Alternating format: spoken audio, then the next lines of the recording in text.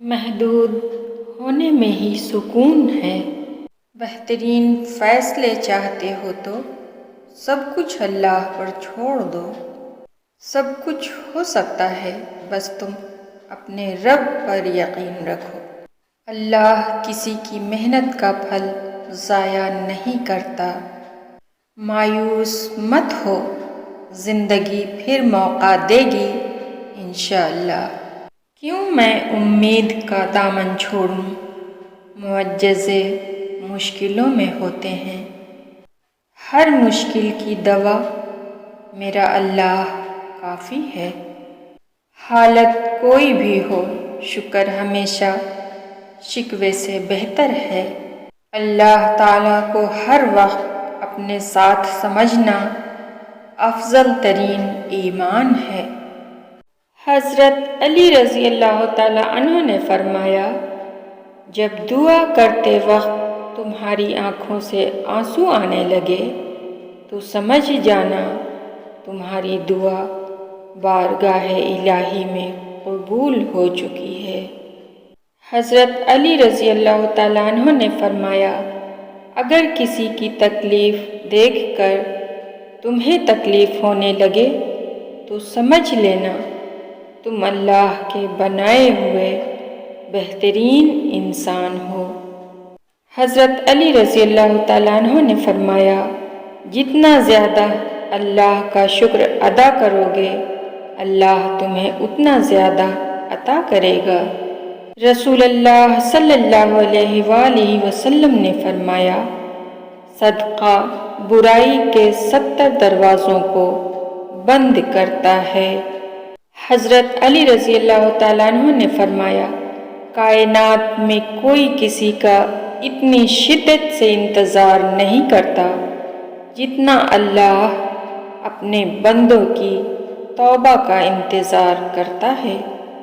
حضرت علی رضی اللہ تعالیٰ عنہ نے فرمایا، جب تمہیں محسوس ہو کہ تمہاری طبیعت کو ذکر خدا سے سکون ملتا ہے تو سمجھ لو کہ خدا تمہیں پسند کرتا ہے۔ حضرت علی رضی اللہ تعالیٰ عنہ نے فرمایا، اللہ تمہاری زبان کو مانگنے کی ہمت تب دیتا ہے جب وہ تمہاری دعاؤں پر راضی ہونا چاہتا ہے۔ حضرت علی رضی اللہ تعالیٰ عنہ نے فرمایا، اللہ اس زبان سے نکلی ہوئی کوئی بھی دعا رد نہیں کرتا جو اس کے محبوب صلی اللہ علیہ وآلہ وسلم پر درود شریف بھیجتی ہیں، صلی اللہ علیہ وآلہ وسلم۔ حضرت علی رضی اللہ تعالیٰ عنہ نے فرمایا، زیادہ سوچنے سے بہتر ہے کہ استغفار کیا جائے۔ زیادہ سوچنا مشکلات کو بڑھاتا ہے اور استغفار مشکلات کا حل ہے۔ ایمان جب انسان کے اندر اپنی جڑیں مضبوط کر لیتا ہے تو برائی مشکل اور نیکی آسان ہو جاتی ہے۔ کوئی کام ایسا ضرور کریں جو خاص اللہ کے لیے ہو، جس کا اجر آپ اس دنیا میں نہ لیں بلکہ وہ آخرت کے لیے ہو۔ ہاں، جس کا اجر آپ کا رب آپ کو خود دے۔ اللہ خود پر کوئی احسان نہیں رکھتا۔ اگر آپ نے اس کے لیے کوئی چیز چھوڑی ہے تو وہ آپ کو اس سے بہتر چیز سے نواز دے گا۔ جب اللہ پر ایمان مضبوط ہے تو مستقبل کی فکر کیوں؟ یہ تو پتہ ہے نا کہ سب کچھ اللہ کے ہاتھ میں ہے۔ بس ہر کام میں نیت کو پاکیزہ رکھیں اور مستقبل اللہ پہ چھوڑ دیں۔ بے بسی بھی عجیب چیز ہے۔ انسان کے سامنے ہی اس کی ذات کی نفی ہوتی ہے اور وہ کچھ کر بھی نہیں پاتا۔ جو تاخیر رب کی طرف سے ہو وہ ہمیشہ خیر لاتی ہے۔